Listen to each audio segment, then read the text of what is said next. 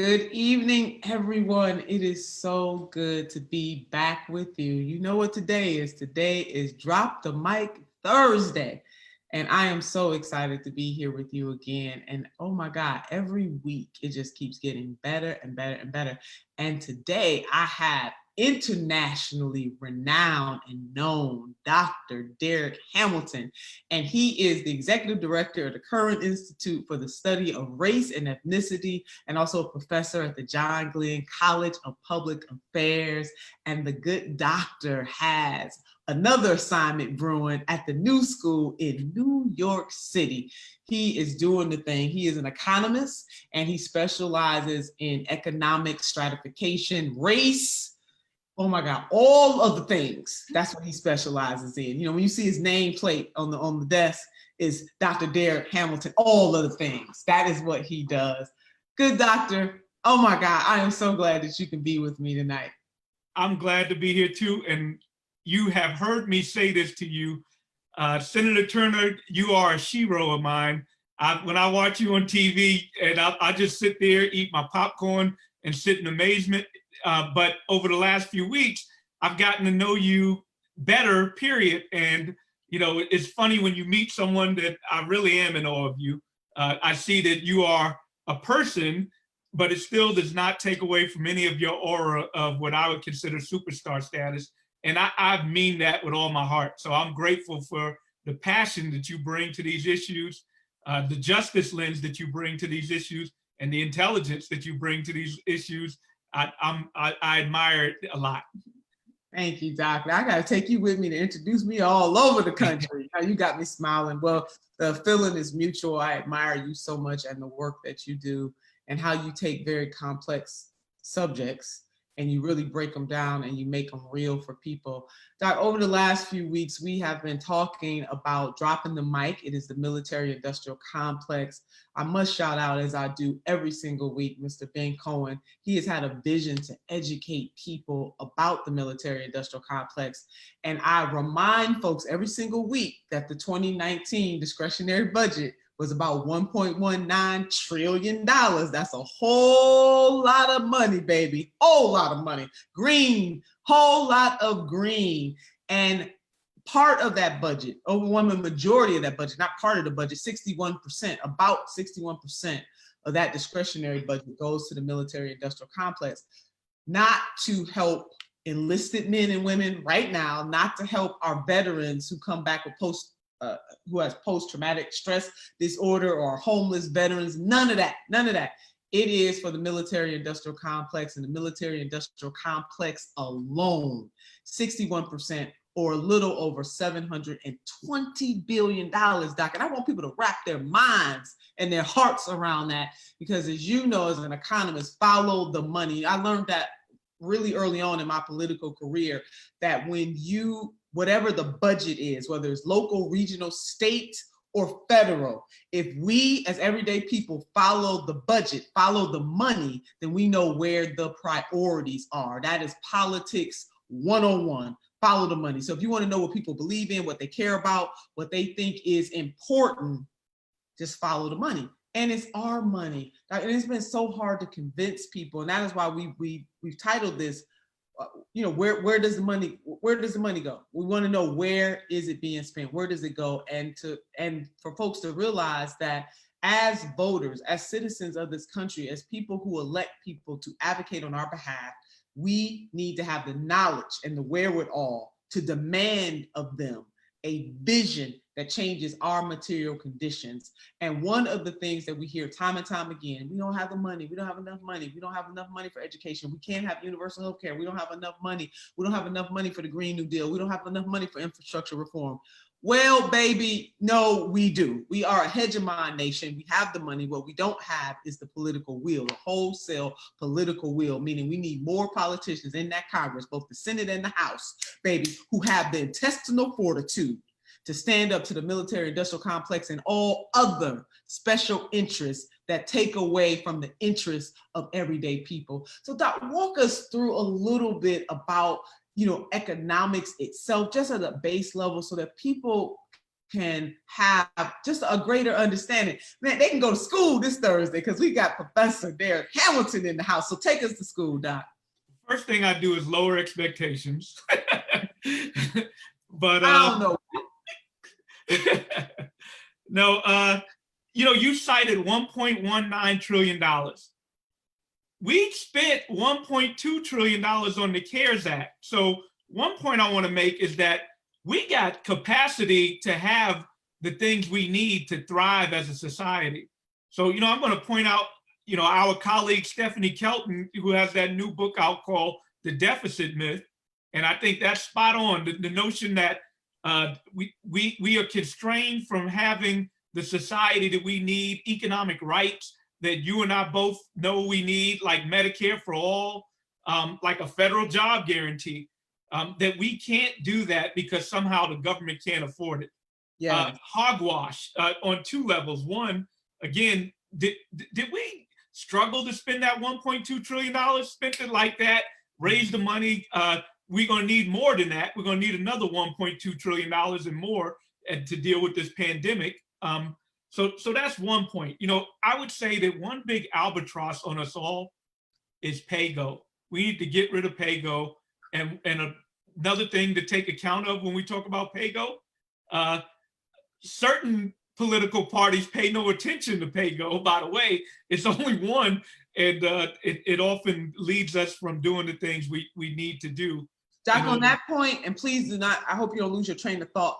Can you walk us through or remind us what pay-go is? It was an agreement, right, that the Democrats struck with the Republicans. You take it from here. Yeah, I mean, in a nutshell, it requires fiscal accounting with regards to any new project and its implication on the deficit. And the goal is to be deficit. If you're going to have new spending, think of ways in which it can be quote unquote paid for. Mm-hmm. But like I said, Stephanie Kelton identifies and clearly indicates that without the United States as a sovereign monetary entity, we have the capacity to pay for things. And there's nothing binding about pay-go, by the way. It is legislation that describes what we should do. But like I said, there's one side of the political spectrum that never pays attention to it anyway. Was pay-go part of the conversation with that $1.3 trillion tax cut over the next 10 years? Yeah. No. Right. The words, that's the example I was just about to give. There was no thought to giving that to the ultra wealthy in this country. They didn't even blink an eye, bat an eyelash to do it. Yeah. And we should give another shout out to Reverend Delman Coates and his, because you mentioned the word "our money." Yes. That is his campaign. He is, him and his clergymen and clergywomen are talking about, and then, obviously there's a poor people's campaign. Yes. Delman Coates and his group is thinking about our money and really addressing that mythology around deficits. And, deficits matter with regards to inflation, but we haven't had inflation as a problem in the United States for decades. That has not been a serious concern. And then, I could pause for a second because I see you about to say something. Let me be quiet. But I am going to get back to the military-industrial complex too. I didn't forget that part of it. Just one thing, because it's just a teacher in me, and you're just bringing up so many topics here. I just want to just back up a little bit. Can you talk about deficit and debt? Because people confuse the two. And we live in a society, especially where the most powerful make it appear as though for the things that we need, we're not even talking about frivolous things. I mean, healthcare is a necessity. Clean water and clean air, a necessity. Hello, EPA. I mean, we need these kinds of rules. Government is supposed to be the referee. They don't referee. We're kind of in a laissez-faire status right now in the United States of America, and it's been that way, unfortunately, for quite some time. And so our Republican colleagues mainly, but we have some Democrats who do the same thing. When it comes to a need, they always say we don't have enough money. It will impact our deficit. Yeah. So can you talk to us about the difference between deficit and debt, and how some debt it's good that I mean, for example, the austerity doesn't work when a nation is in crisis. So I'm going to pause right there and let the professor go ahead and teach. Yeah. And one framing is that any spending on America's most treasured resource, its people, to enhance the productive capacity, the capacity of its people, that ain't a deficit. That is an investment in again, our most treasured asset. So I think we need to even change the way they use language in a framing. I'd also say that, what's the difference between deficit and debt? Deficits are over a period of time. It's a flow, whereas debt is an accumulation. So it becomes an accumulation of the various deficits minus the surplus over years and years and years and years and years. So, people give the narrative that our government is like a household. Yes. No, you as a household, you can go ahead and print your own money, but it becomes meaningless if you don't have a tax system that requires people to pay you back in the denomination of the money that you print. And then what else do you have? This relates to the other part, a military that can say, if you don't pay these taxes, you will be incarcerated or more harm will be put upon you. So the state has both the power of the purse with regards to its monetary supply. It has a tax system that brings value to the money that they print, because a simple dollar bill is just a paper, but it becomes legal tender because the government requires you to pay taxes in that denomination, and it becomes enforceable because we have a police force. The state has a monopoly on violence that it can impose upon people to require them to pay taxes. So that gives out dollar value. You as a household can't do any of that. Can't do any of that, including seizing your assets if you don't pay your taxes. And you're right, as a household, we cannot do that. Now, why is it that politicians who sometimes don't want to deal with these issues always make excuses when it comes to making those investments in the most important asset? And they will use that household example that you just gave, and people really they fall for it, for a lack of a better framing of it. They believe it. They'll say, you know what, he's right or she's right. The government should balance the budget like a household. Yeah. I mean, those type of stories become appealing. It even relates to the whole neoliberal narrative that tells us if you work hard, study hard, markets will facilitate you to achieve and have social mobility. That having the government come in and give a handout to somebody who's undeserving, and you and I both know that's racialized. That whole myth of government giving out handouts, it's framed in welfare queens, deadbeat dads, and super predators. It presents a framing that for racist rhetoric becomes somewhat appealing. Because why is this story so appealing also? We all want to have agency in our lives. We all want to believe that effort, work, that it can lead to our progress, and that we're the captains of our fate. But the reality is that without an economic base from which to begin, simply if you're hungry, you don't really have agency in your life. You don't really have choice. If you don't have wealth in a pandemic and your company decides to say, well, not your company, the government says to save lives, we got to social distance.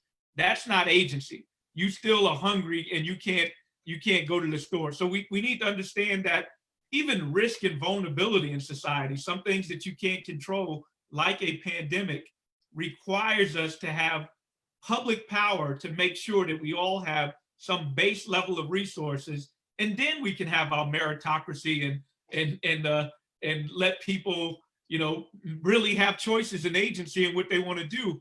But we need a base level, and we could keep going, right? We could talk about not just income, not just a job, healthcare. Yes. If right now, pandemic, at least 20 million Americans are unemployed. Does that, what else that means? That about 20 million Americans lost their health insurance if they were covered by an employer-sponsored health insurance. So, you have a double whammy. You're you're vulnerable. If you got coronavirus and you don't have health insurance, then that's also a problem. And you may have it and not be willing to go see a doctor because you're afraid of taking that risk of going there and ended up with a bill that you just can't afford. And even before the pandemic, Doc, many of us in this fight, we do understand people were enduring a different type of pandemic. It wasn't called COVID or Corona, but it was the pandemic of having systems in place that make you vulnerable your entire life. And the fact that COVID-19 really took the illusion away. Now folks can't say they don't know. I was just thinking back to the debates back and forth about should we have universal health care, not have universal health care. Well, let people keep their employer-sponsored health care. Several of those folks up there on that stage said that. And now, oops, almost 45 million people. I think we will be at 50 million people unemployed soon, which is a sad reality. And the overwhelming majority of those people, if they don't have a spouse or a partner or some other way to get good health care, they will not have their health care, as you just said, and they are very vulnerable. And so the fact that they may have been at a job where unions fought for that health care, because I remember somebody saying that it's of no consequence for them now. And so how do we as a nation reconcile that something is happening in our world that has unveiled a type of an equity that we as a nation can address? We have Medicare right now for 65 and older. And I dare anybody to try to take Medicare from our seasoned folks. They will wrestle you down. They will be outside your office, your house, everything, baby. It ain't gonna happen. You cannot take Medicare away from our elders, because although the program may not be perfect, it works, and it has pulled so many of our seniors, our elders, out of poverty. They can go to the doctor and not have to worry about it. The same way Social Security, it's the same thing. So what is the hesitation here on the economic side? So Doc, I'm a politician and I say, we can't afford it. We can't afford Medicare for all, Dr. Darrick Hamilton. And what say you? I say we just spent 1.2 trillion with a blink of an eye. I just say we just passed a tax cut for 1.4 million over the next 10 years. I say you point out earlier that we spend 61% of our budget on a military-industrial complex.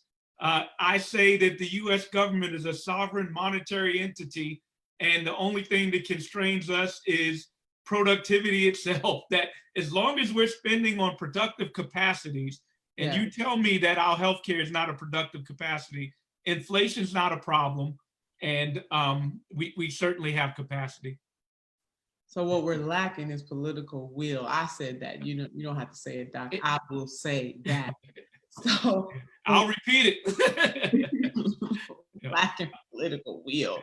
Yeah. So because I know you were about to make a point before I kind of sidelined us on deficit and debt and budgets and all of that kind of stuff, which is the linkage between the military industrial complex and the militarization of the police. If we look at those things as different sides of the same coin, in this country, lots of budgets, particularly the local budgets, and I served as a Cleveland City Councilwoman, I worked for a mayor, overwhelming majority of that budget went to the safety forces. Now, within our city, safety forces also included fire and EMS, but included the police. If you look at local budgets across the country, that pretty much is the picture. Most local budgets spend the majority of that budget goes towards the safety forces. The same with the discretionary budget on the federal level. 61% of that is going to the military industrial complex. People are now linking the two. So when we drop in the mic, we're talking about the military industrial complex, but we're also talking about feeding a frenzy when it comes to the notion of what it takes to finance, quote unquote, law and order. How many weapons do people need to be able to do that? How we police in America is a lot different than some in other industrialized nations across the world. So walk us through a little bit of the positioning between the larger issue on the federal budget, which is the military industrial complex, and then safety forces and teasing, I want to pull out EMS and fire, but the whole notion that law enforcement agencies or police departments eat up a large chunk of the local budget. Budgets reflect values. Uh-oh, okay, I thought I lost my connection a little bit. Budgets reflect values.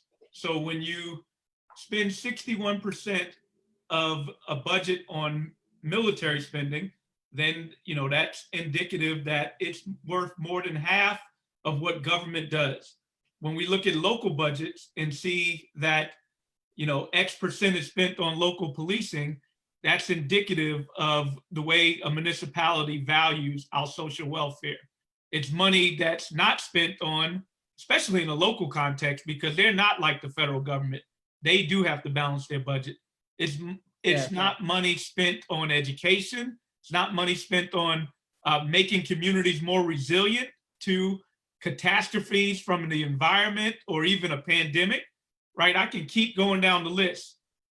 There's another point also to think about the military industrial complex and the link to police budgets and local budgets. I mean, we both made the point that the share of the budget going to those entities are indicative of values and not values that either one of us would support.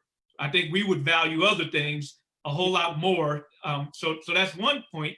And then the other point is that military surplus, which is a lot given how much we spend on the military, has been trickling down to local law enforcement. So we have taken local policing and militarized it with weapons of war to our local entities. I mean, we had somebody in the White House threatening to use the military on civilians. That's a problem. And from an economic standpoint, if you have the stuff, you get supplier-induced demand also. So you're going to use it if you have it, and that's unfortunate and sad. So I think there's a better way we can prioritize spending to more reflect a more just society than what we do. We think about what does law enforcement do in a neoliberal framing? Protect capital, protect those that have resources and money. And also, what else do? It stigmatizes, and they do things like build a wall rather than tearing down walls and giving resources to build human capacities. So, a lot of this is values driven and used in a whole framework to think about.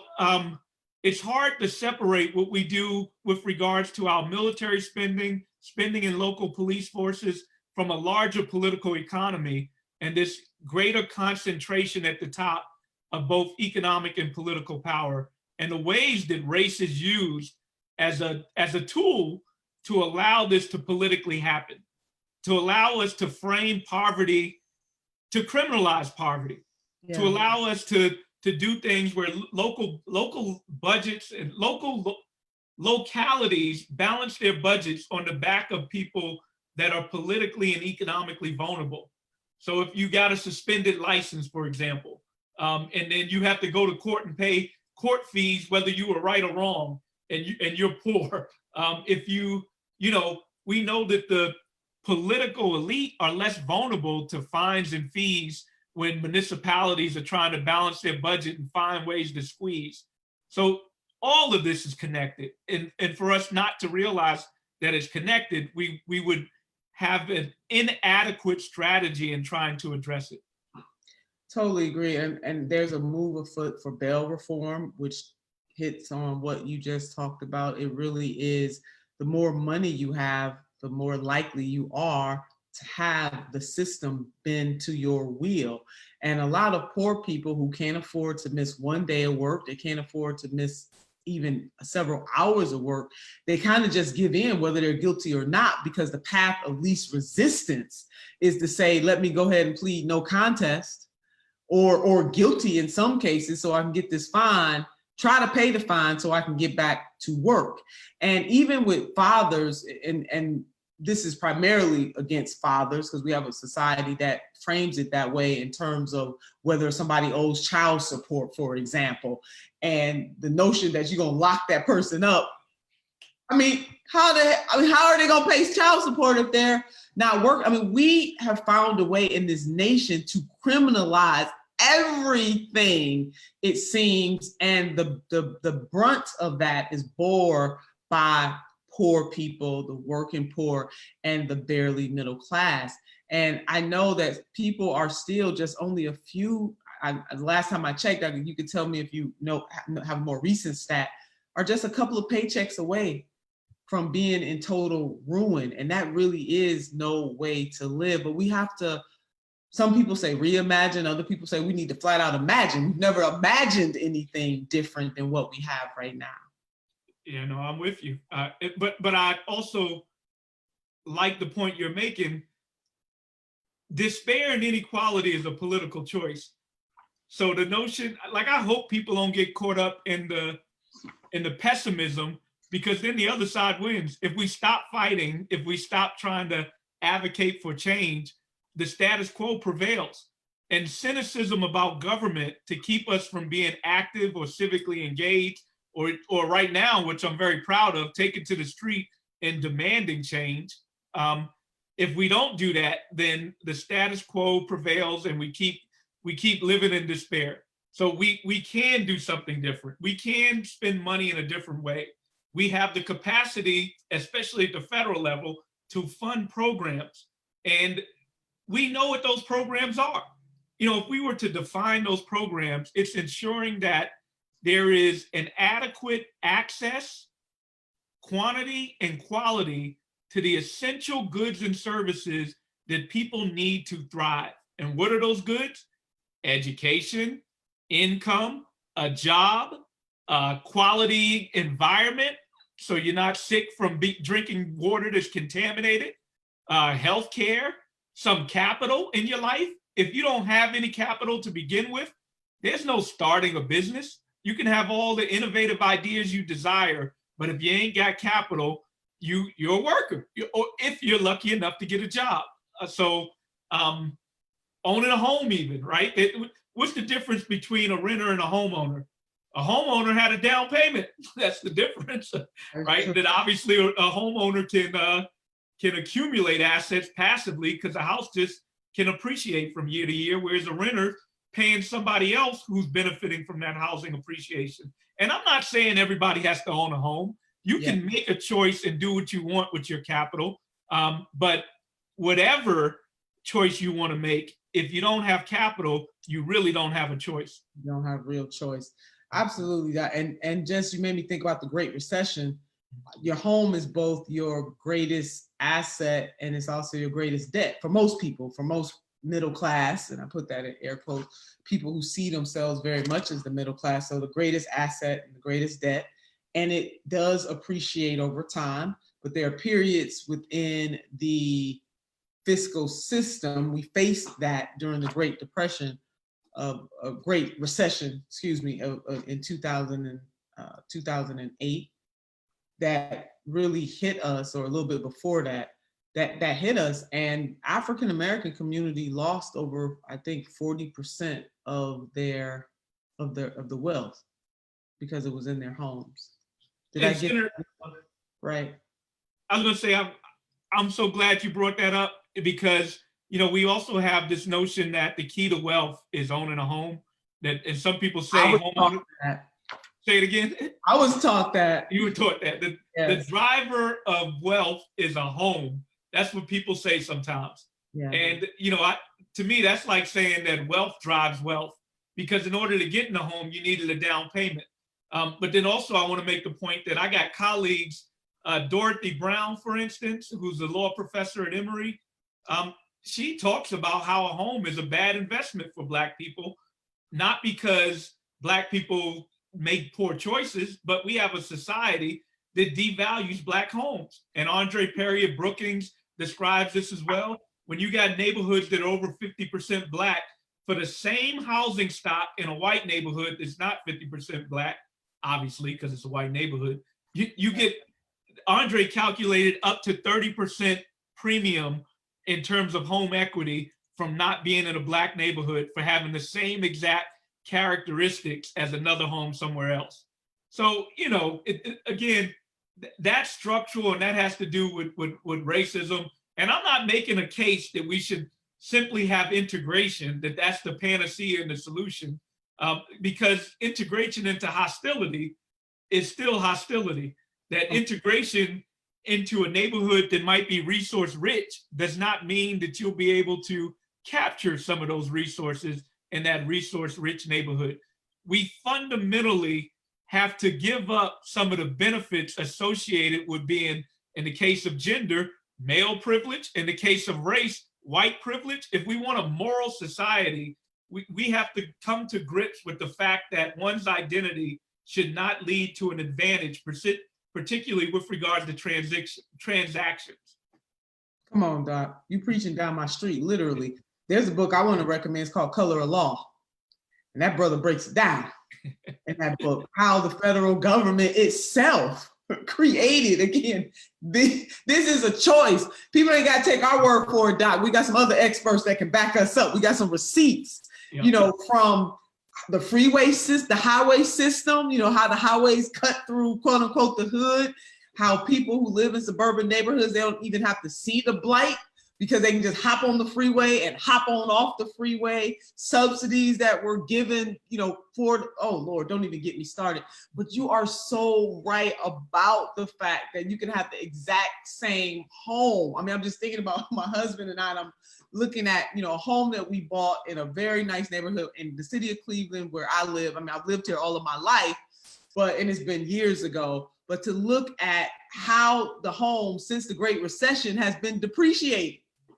It is not even worth what we purchased it for. And it is it's a nice house, very nice house in a beautiful community where my grandparents actually moved to this community, and a lot of white flight took place because my grandparents are kind of moving on up, as they say in the Jeffersons, to move in the Lee Harvard area, a robust neighborhood of elders like my grandparents who were trying to make a better life for themselves and their children.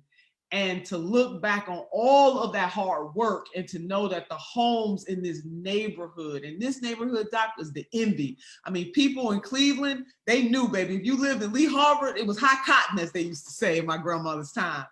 But the homes are not worth, and they're the same homes, they're not worth as much. The Great Recession wiped out.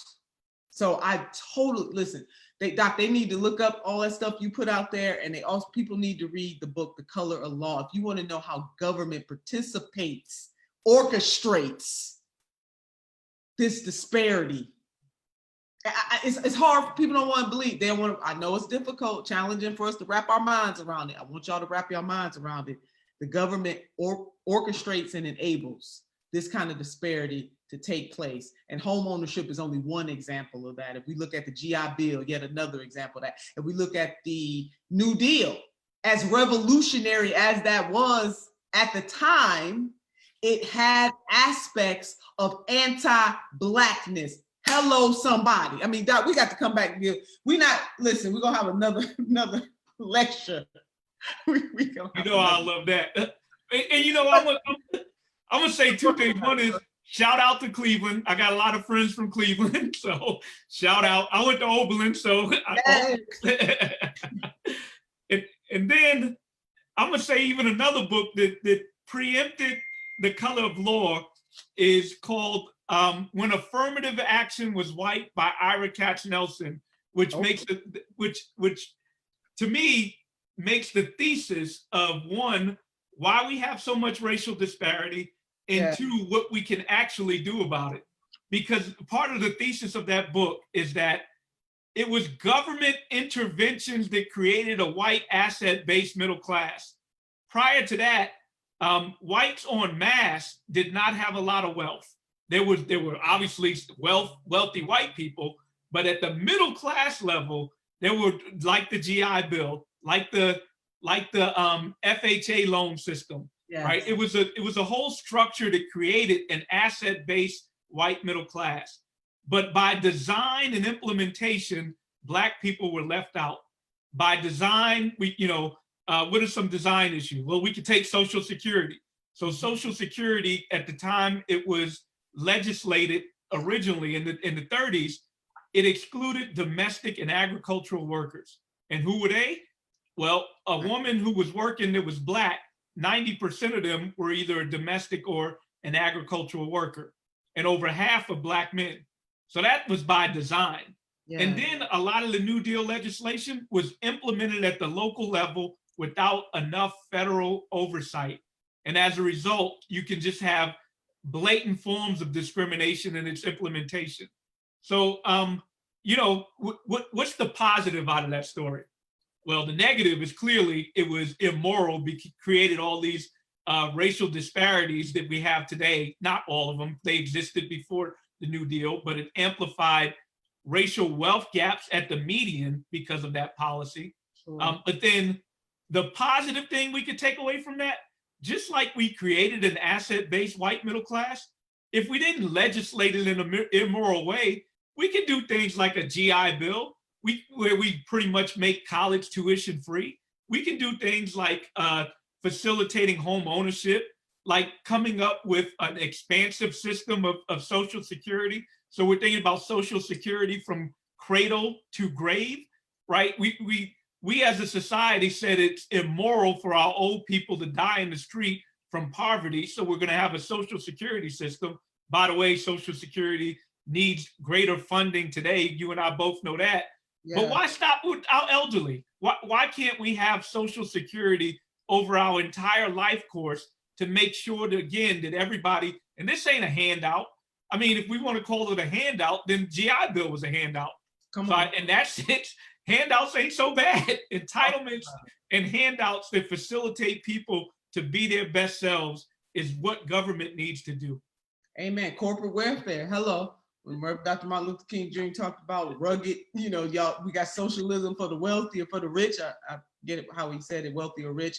And we got rugged individualism for the poor. Handouts are not so bad, right? If you get corporate welfare. And Doc, you reminded me of something else, and even when people hear politicians say, we want to raise the age of Social Security, that has a racialized and class impact in that Black men die younger. Hello. So if you raise the age, they may never see their damn Social Security. That's number one, a racialized nature to it. And then the class aspect, that if you wear a blue suit to work or a tan suit, pick your color. But if you not present company excluded, but if you are suited, if you are a person that works in an office or relatively light duty where you're not using your body, the physicality is not a physical place, then raising the Social Security age is might be all right for you. But if you are Black, if you are poor, if you work in an industry where you have to use your body, raising the Social Security age does not work for you. Doc, am I right or am I wrong? You're absolutely right. I mean, what we need to be thinking about is how to expand Social Security for the fact that we got rampant labor market discrimination that keep hardworking people. Look, I fall into the trap. Why do I have to say hardworking? They keep people, period, out of the labor force because of discriminatory forces or something like a pandemic. We need to figure out ways that you don't get penalized during those periods, that you're able to get credit so that when you become a senior, you don't have, you still get what you, again, I'm about to fall into their traps and say deserve. No, it's hard. Yeah. What's right, that's what I need to say. Mm-hmm.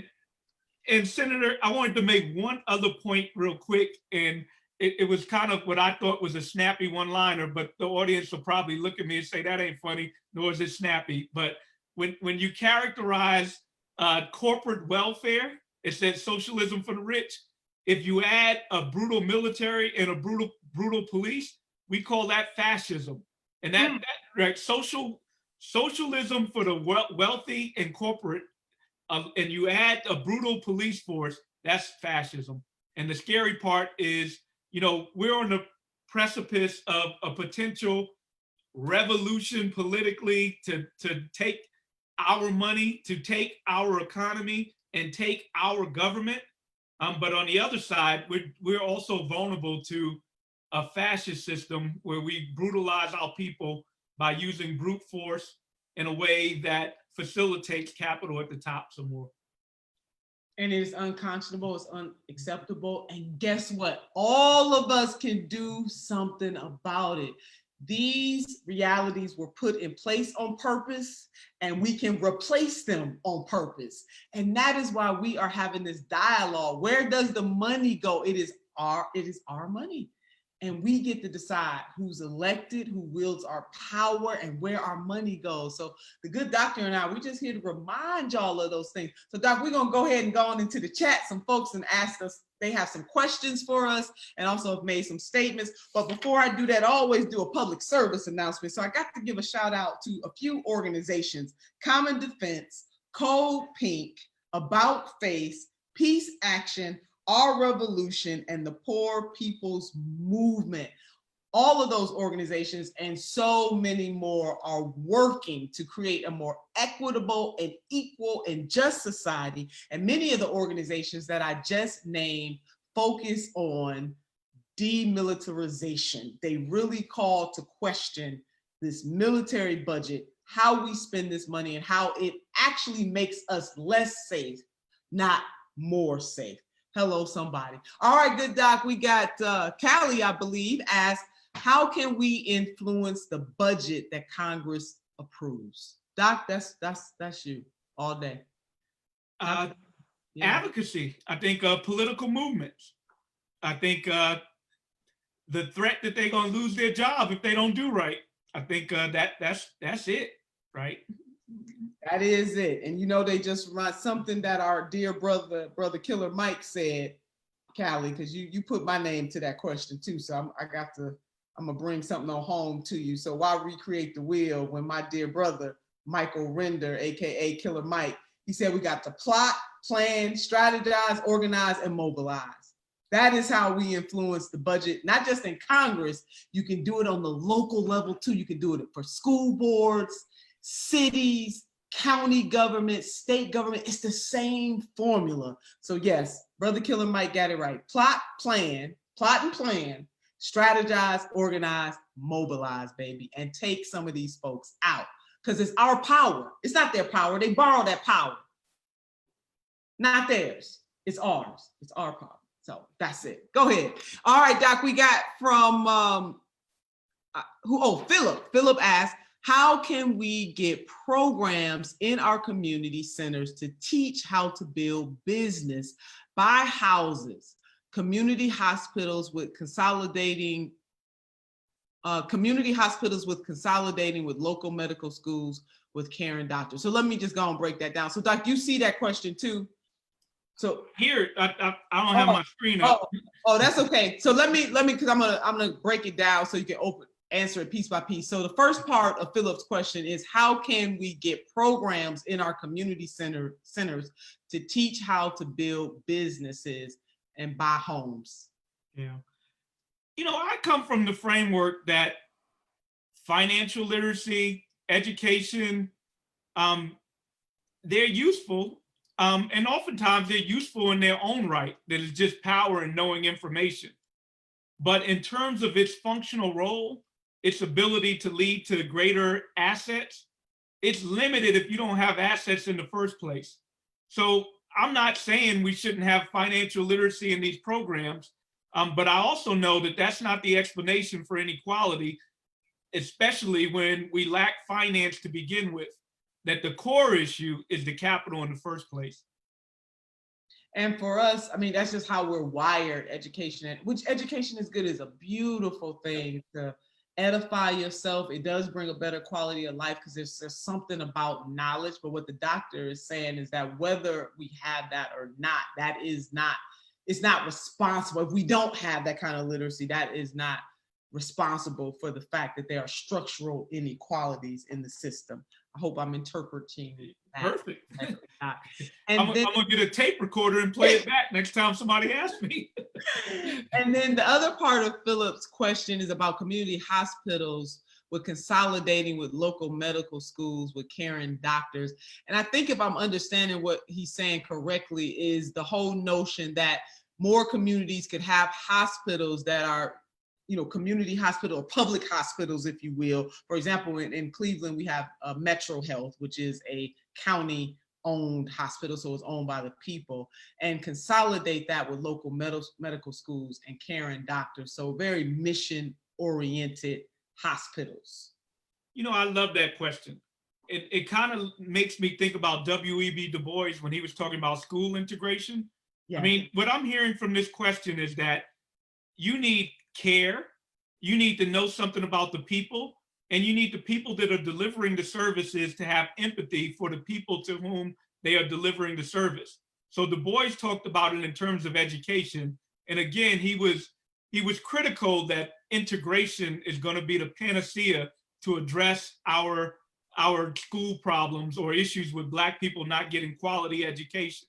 He made it clear and plain that if you integrate into hostility, that's not a solution. That what Black people need is resources. They need, or any people, not just Black people, anybody needs resources, and they need the people that are delivering those resources to have care, empathy, and knowledge about the people to whom they're distributing or delivering those resources. Amen to that. And another part, just to put a cherry on top of what the doctor said, is that the commodification of healthcare is a problem. That really is, and we got to solve that. We should not. It is immoral to commodify healthcare. And if the pandemic hasn't convinced us, I don't know what else we need to see very clearly that people are literally either dying or losing their livelihoods. And even before the pandemic, I know a whole host of folks and heard stories as I've traveled all over the country of people who just flat out just did not go to the doctor, did not do wellness visits for fear of a bill. And they didn't want to have to pay a bill off for the rest of their lives. So they took a chance with their life, with their very health because of it. This is really no way to live, because there are two things that we have to take care of very immediately. One is taking care of Mother Earth, because then we can't fight for social justice or anything else if Mother Earth is imploding. And the second is our health is our wealth. Bottom line, wealth. I talked about that, Doc, before, where I put wealth as an umbrella.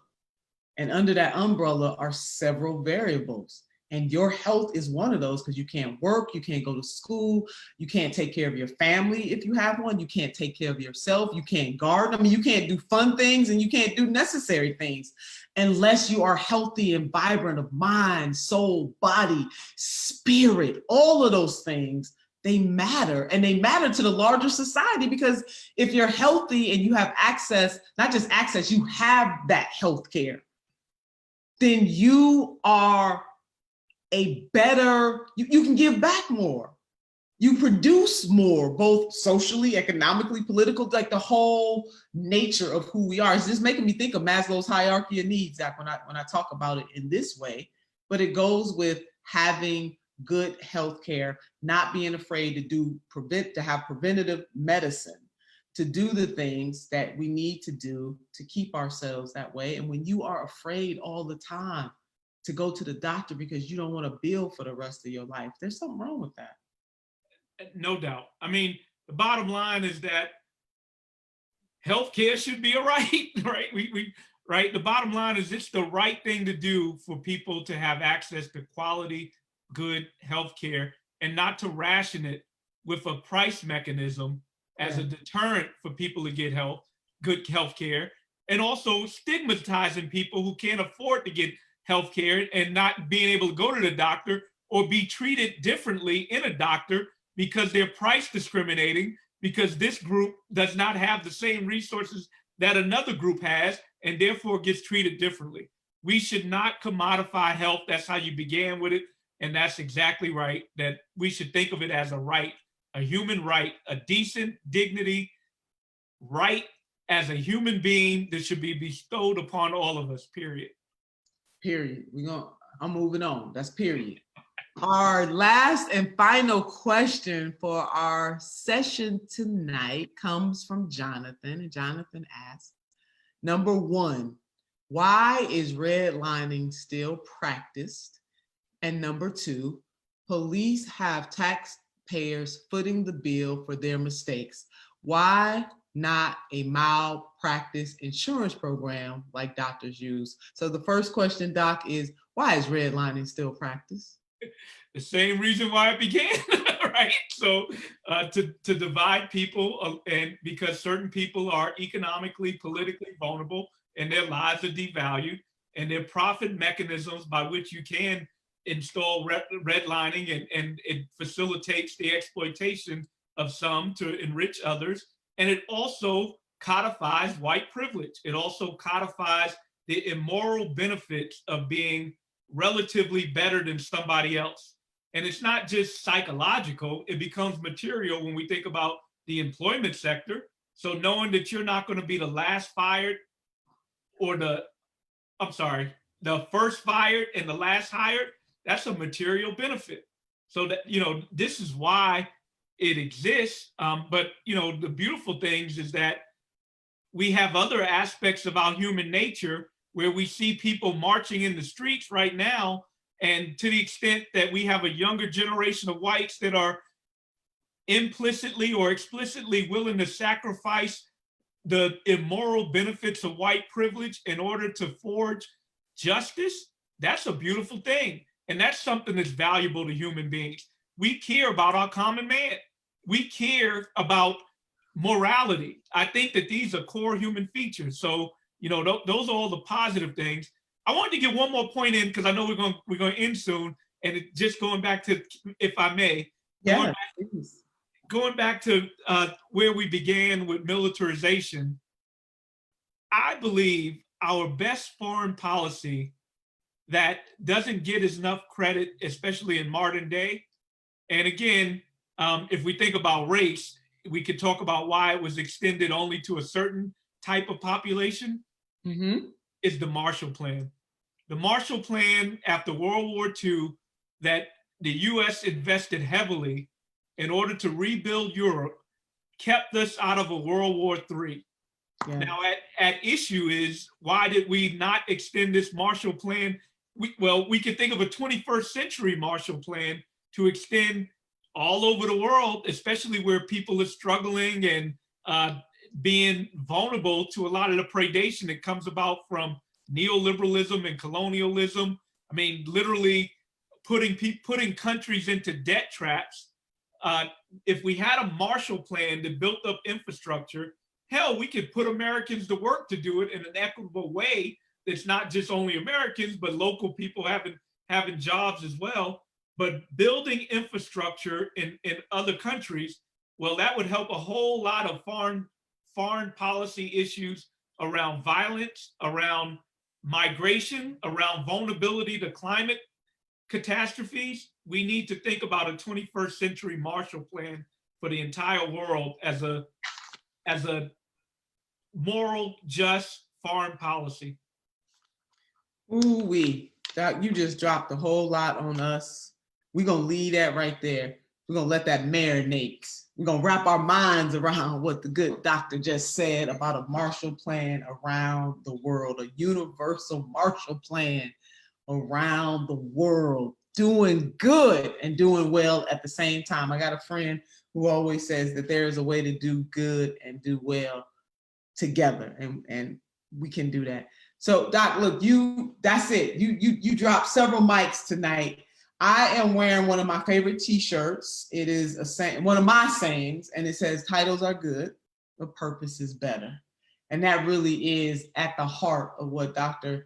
Darrick Hamilton and myself were talking about tonight, that titles are good. We got a whole bunch of folks with fancy titles. Sometimes they in rooms and they forget why they're there. They're good. No, seriously, they get your phone calls returned. People earn those titles. Some titles really are good. I got a few of my own, the good doctor does. So titles are good, but purpose is better. And just imagine a world if the overwhelming majority, we didn't even gotta have 100%, just the overwhelming majority of people were working in their purpose, baby. Woo! You talking about rainbows and sunshine, some rain here and there so we can appreciate the sunshine. But my God, what a much better humanity we would have, not just in the United States of America, but all over the world. Doc, you were absolutely fantastic. We must do this again. I hope you will join us again. Anytime. I would love to do it again. You know how much I'm in awe of you, so thank you. Thank you, Doc, and I of you. Listen, follow us on Twitter at Drop the Mic 2020, baby. If you're not following, we need you to follow us and phone a friend or text a friend. Drop the Mic 2020. You are watching us on Facebook Live. Phone a friend or text a friend about Drop the Mic 2020 on Facebook as well. And do not forget to turn into yours truly. I have a new podcast, Doc. I got to get you on that. It's called Hello Somebody with Nina Turner, baby. And you can get that wherever you get your podcast, or you can go to ninaturner.com. My guest this week was none other than Michael Render, Doc. Killer Mike himself, dropping the knowledge, baby. Yes. That's fire. Dropping mics everywhere. All right, good night, everybody. Do not forget, if you got an elder in your life, check on that elder, call them, do a good drive-by, go see them, maybe stand outside on the porch. And if you don't have an elder in your life, find somebody's elder. Be nice. Let's be kind to one another. Let's lift one another. We can create a better world on purpose. Doc, peace and love to you. Thank you. Good night.